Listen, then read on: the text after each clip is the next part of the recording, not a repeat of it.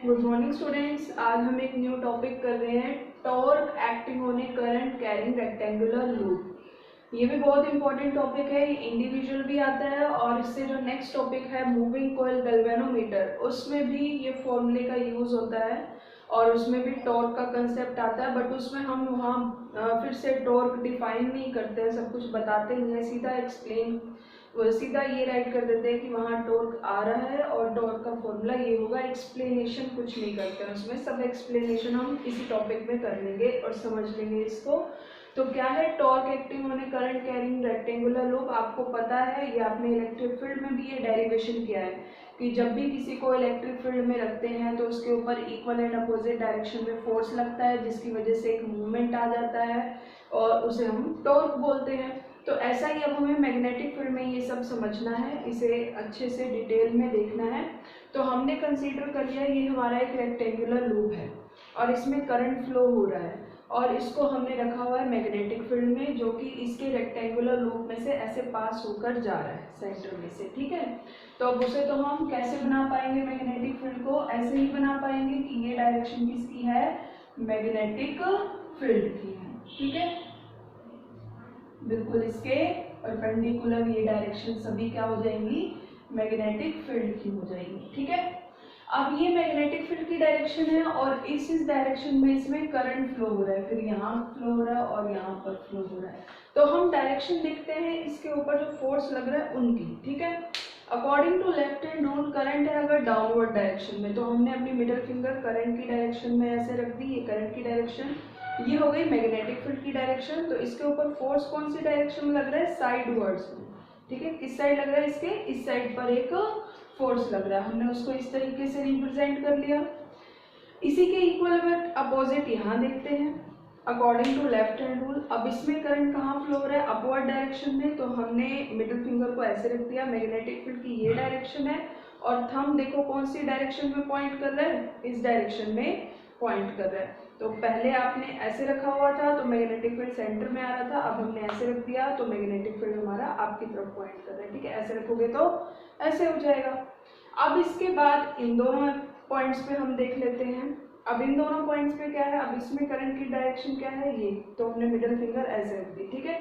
और magnetic field की direction क्या है, इसके बिल्कुल परपेंडिकुलर, और हमने इस फिंगर को ऐसे कर्ल कर लिया। ध्यान से देखो इसको, ये हमारी किसकी डायरेक्शन थी, मिडिल फिंगर की करंट वाली डायरेक्शन, और जो हमारी फर्स्ट फिंगर है वो किसको रिप्रेजेंट कर रही है, हमारी मैग्नेटिक फील्ड को। तो ये हमने इस तरीके से रिप्रेजेंट कर लिया इसको, मेरा हाथ आगे अड़ रहा होगा, मैं इसको इस खाली इससे ही दिखा देती हूँ।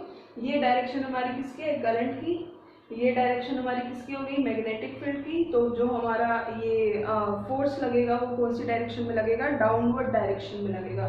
तो इसके ऊपर फोर्स लगा डाउनवर्ड डायरेक्शन में और इसके ऊपर फोर्स लगा था इस डायरेक्शन में।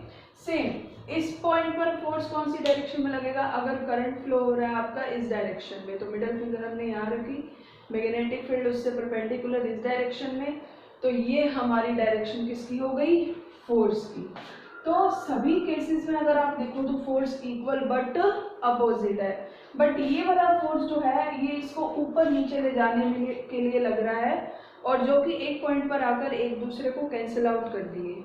लेकिन जो इस साइड पे दोनों फोर्स लग रहे हैं, ये दोनों फोर्स क्या है, एक दूसरे के इक्वल बट अपोजिट। आप इसे ऐसे रख के देखो या ऐसे रख के देखो, मीन्स ये इसको नीचे ले जाना चाह रहा है तो ये इसको ऊपर ले जाना चाह रहा है।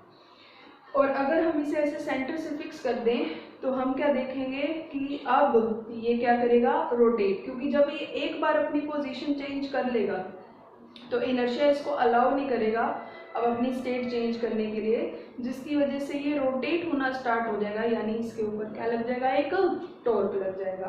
तो समझ गए आप, जब भी हम किसी एक रेक्टेंगुलर करंट कैरिंग लूप को मैग्नेटिक फील्ड के अंदर रखते हैं तो उसके ऊपर क्या लगता है, फोर्स लगता है। एक फोर्स जो इक्वल एंड अपोजिट होता है वो कैंसिल हो जाता है, लीनियर वाला होता है ऐसे समझ लो, और दूसरे वाला उसको रोटेट कराता है यानी टॉर्क आ जाता है। अब इस टॉर्क का फॉर्मूला आपको पता है क्या होता है, फोर्स इनटू परपेंडिकुलर डिस्टेंस। तो इसके लिए परपेंडिकुलर डिस्टेंस फाइंड आउट करने के लिए हम क्या करेंगे, यहाँ पर मतलब रेक्टेंगुलर लूप जो हमने ऐसे टेढ़ी अज्यूम की हुई है, ये एक ट्रायंगल बन रही है, उस ट्रायंगल को अभी हम यहाँ ले आए, ठीक है। इसको शॉर्ट फॉर्म में मैंने यहाँ बना रखा है, ये P, ये S और ये N। अब इसमें मैग्नेटिक फील्ड की डायरेक्शन क्या थी, P और S पे याद करो, बिल्कुल ऐसे परपेंडिकुलर। ये किसकी डायरेक्शन थी, आपकी मैग्नेटिक फील्ड की। और ये एक प्लेन है, जैसे ये एक पेज है, मीन्स प्लेन मीन्स दो साइड है, इसकी दो डायमेंशन है, तो उस प्लेन पे एक वेक्टर होगा जो नॉर्मल होगा, जिसे हम क्या बोलते हैं, एरिया वेक्टर बोलते हैं बच्चों। तो ये एरिया वेक्टर है, इसको यूनिट वेक्टर n कैप से डिनोट कर देते हैं हम, ठीक है। और इन दोनों के बीच में एंगल कितने का बन रहा है, थीटा। ध्यान से इसको एक बार समझो, हम एंगल जो ले रहे हैं वो किसके बीच में ले रहे हैं, एरिया वेक्टर और मैग्नेटिक फील्ड के बीच में ले रहे हैं, कॉइल और मैग्नेटिक फील्ड के बीच में एंगल नहीं ले रहे, ठीक है। अब देखो ये एंगल अगर थीटा है तो ये कंप्लीट एंगल आपका क्या होगा, ये 90 डिग्री, क्योंकि एरिया वेक्टर है। तो सिर्फ ये वाला एंगल कौन सा होगा, 90 माइनस थीटा। अगर ये एंगल थीटा है तो इस एंगल को हम क्या बोल सकते हैं, 90 माइनस थीटा। और जब आप इसको पूरी इस बड़ी ट्रायंगल के लिए अगर आप देखोगे कि अगर ये एंगल 90 माइनस थीटा है, तो फिर इवेंचुअली आपका ये वाला एंगल भी किसके इक्वल आ जाता है, थीटा के इक्वल आ जाता है। क्योंकि अगर आप इसको ऐसे आगे ले आओ, मैग्नेटिक फील्ड क्या है, परपेंडिकुलर है, ऐसे आपने बिल्कुल इसके साथ ज्वाइन करा दिया, तो ये एंगल कितने का हो गया, 90। ये एंगल कितने का, 90 माइनस थीटा। और पूरी ट्रायंगल के तीनों एंगल का सम कितना होना चाहिए, 180 डिग्री। और ये कब होगा, जब ये एंगल कितना होगा, theta. 90 minus theta plus 90, theta minus theta plus cancel, 90 plus 90 कितना हो गया, 180 डिग्री। तो समझ गए। तो इसको हम वापस अब इरेज कर देते हैं। तो आपको बस इतना समझना है, थोड़ा सा दिमाग लगा के आ जाएगा कि ये वाला एंगल भी आपका किसके इक्वल हो गया, थीटा के इक्वल हो गया, ठीक है। अब आपने ये जो था परपेंडिकुलर डाला था, ये अब आपका परपेंडिकुलर नहीं रहा, अब ये क्या हो गया है, बेस। जिस पर एंगल बना होता है 90 डिग्री बना होता है, वो क्या होता है, base, according to right angle triangle. ये है आपका परपेंडिकुलर और ये है हाइपोटेन्यूज। यानी आपको फॉर्मूले में जो परपेंडिकुलर डिस्टेंस चाहिए वो ये नहीं है, बल्कि कौन सा है, P से N वाला, ये डिस्टेंस आपका P से N। आपने इस ट्रायंगल को यहाँ बाहर की तरफ बना दिया थोड़ा बड़ा, ताकि आप अच्छे से इसको समझ सके। तो एंगल जो है वो आपका कौन सा किसके बीच में बन रहा है, S और N के बीच में। ये वाला एंगल आपका थीटा है, ये 90 डिग्री, तो ये आपका PN क्या निकलेगा, परपेंडिकुलर निकलेगा, ठीक है। तो अब इस परपेंडिकुलर की वैल्यू हम यहाँ पुट कर देते हैं। तो टॉर्क का फॉर्मूला क्या है, force into perpendicular distance. Force equal होता है on A current carrying conductor ILB, और PN किसके इक्वल आएगा, साइन थीटा की वैल्यू फाइंड आउट करनी है। साइन थीटा क्या होता है, परपेंडिकुलर अपॉन हाइपोटेन्यूज, यानी PN अपॉन SP। अब SP किसके इक्वल है, B के इक्वल है। ये हमने लेंथ अज्यूम की रेक्टेंगुलर लूप की, और ये हमने B अज्यूम किया, तो B ये पैरेलल हो गया। तो PN की वैल्यू क्या होगी बच्चों, B साइन थीटा। अब लेंथ इंटू ब्रेड्थ किसके इक्वल हो जाएगा, एरिया। इसीलिए याद करो हमने यहाँ पर एरिया वेक्टर लिया था, क्योंकि हमें एंगल किसके बीच में लेना है, एरिया और मैग्नेटिक फील्ड के लिए, तो जो कि किसके इक्वल आ गया, साइन थीटा। और for n number of turns of the wire, torque किसके इक्वल हो गया, NIAB साइन थीटा। अब कई बुक्स में क्या होता है, यहाँ पर साइन की जगह ना कोस लिखा होता है, तो कंफ्यूज मत होना। कोस अगर लिखा है ना, तो वहां ध्यान रखना ये थीटा एंगल ये वाला नहीं लिया होगा। थीटा एंगल फिर कौन से वाला लिया होगा, उन्होंने ये वाला अज्यूम किया होगा, ठीक है। अब इसमें क्या डिफरेंस है, एक बार देखो, मैं इसको एक बार फिर बना देती हूँ। मान लो ये आपकी ट्रायंगल है, अभी हमने जो एंगल लिया था वो ये वाला एंगल थीटा लिया था, तो जिस हिसाब से हमारा आंसर आया साइन थीटा। अगर आप ये वाला एंगल थीटा अज्यूम करते हो तो आपका आंसर आएगा कोस थीटा। और हमने पहले, मैं अपने वाला कंप्लीट कर लेती हूँ, फिर मैं जो बुक में अपोजिट है वो वाला बताऊंगी। हमने इतना किया, आंसर कितना आया, साइन थीटा। और अगर आप ये एंगल लो फाई, ठीक है, ये फाई एंगल जो है वो किसके बीच में है, ये इक्वल है इस कॉइल के और मैग्नेटिक फील्ड के बीच का जो एंगल है वो है किसके इक्वल, फाई के। थीटा जो एंगल है वो मैग्नेटिक फील्ड और एरिया वेक्टर के बीच में है, और फाई जो एंगल है वो मैग्नेटिक फील्ड और कॉइल के बीच का एंगल है। तो अगर हम फाई की टर्म में निकाले तो एंगल, ये टॉर्क का फॉर्मूला थोड़ा चेंज हो जाएगा। क्या हो जाएगा, NIAB साइन थीटा की जगह आप क्या पुट करोगे, 90 माइनस फाइव, क्योंकि कंप्लीट एंगल तो कितने का है, 90 का, और साइन 90 माइनस फाइव किसके इक्वल हो जाएगा बच्चों, कोस फाइव के इक्वल हो जाएगा। एक बार इतना मेरा कंप्लीट हो गया। अगर आप थीटा की टर्म, अगर ये एंगल आप थीटा लेते हो मैग्नेटिक फील्ड और एरिया वेक्टर के बीच में, तो साइन थीटा आएगा। और अगर आप फाई कौन सा एंगल लेते हो, मैग्नेटिक फील्ड और कॉइल के बीच का एंगल, तो आपका आंसर क्या आएगा, कोस फाई आ जाएगा। लेकिन अब बुक्स में क्या होता है, एंगल ही चेंज कर रखे होते हैं। वो ये वाला एंगल तो फाई ले लेते हैं और ये वाला एंगल थीटा ले लेते हैं। तो देखो फिर आपका आंसर क्या हो जाएगा, चेंज। अगर आपने ये वाला एंगल फाई ले लिया और ये वाला एंगल क्या ले लिया, थीटा ले लिया, तो अब आपका मैग्नेटिक फील्ड में और एरिया वेक्टर में कितने का एंगल है, फाई। तो आपके पास जो आंसर आएगा वो भी किस में आएगा, साइन फाई में आएगा। और साइन फाई को जब हम थीटा में चेंज करेंगे तो वहां पर क्या आ जाएगा, कोस थीटा। समझ गए, अगर आपने एंगल यहाँ से चेंज कर दिए तो यहाँ से भी तो चेंज हो जाएंगे। यहाँ आपका आ जाएगा साइन फाई और यहाँ आ जाएगा कोस थीटा। तो कंफ्यूज मत होना कि कई बुक में बच्चे कहते हैं मैडम कोस थीटा में आंसर निकाल रखे हैं लेकिन आपने साइन थीटा में निकाल दिया। तो कोस थीटा आंसर कब आएगा, वैसे एग्जैक्ट तो यही है जो आपका एनसीईआरटी में जो मैंने पहले कराया है, लेकिन ये भी गलत नहीं है। इसमें क्या करते हैं, वो एंगल चेंज कर देते हैं। वो कहते हैं कि आपको मैग्नेटिक फील्ड और एरिया वेक्टर के बीच में एंगल नहीं लेना, वो कह रहे हैं आप मैग्नेटिक फील्ड और कॉइल के बीच का एंगल लो।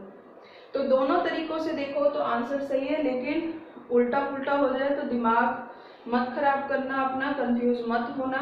आप समझ लेना इसको कि हाँ चेंज हो सकता है अगर एंगल चेंज हो जाए। आप एक के लिए याद करो, दूसरे के लिए उससे क्या होना है, अपोजिट होना है। ठीक है, तो टॉर्क का फॉर्मूला हमारे पास आ गया। अब वो हमसे, अब स्पेशल केस में आपके ये बात और माइंड में सेट हो जाएगी।